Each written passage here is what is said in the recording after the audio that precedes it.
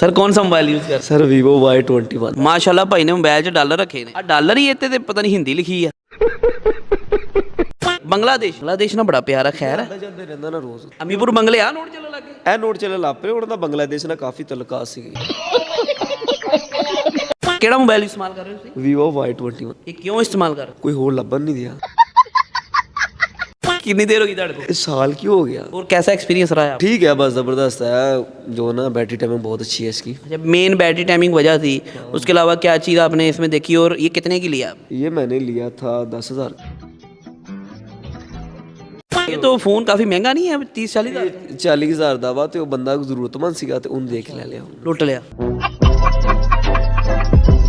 ਅੱਛਾ, ਤੁਸੀਂ ਕੀ ਰეკਮੈਂਡ ਕਰਦੇ ਹੋ ਅਗਰ ਆਹ ਫੋਨ ਕੋਈ ਲੈਣਾ ਚਾਹੁੰਦਾ 2024-25 ਚ ਉਹਨੂੰ ਲੈਣਾ ਚਾਹੀਦਾ ਕਿ ਨਹੀਂ? ਉਹ ਹੈਂਗ ਬਹੁਤ ਹੁੰਦਾ। ਤੇ ਤੁਸੀਂ ਕਦੋਂ? ਮੈਂ ਨਵਾਂ ਦੇਖ ਰਿਹਾ।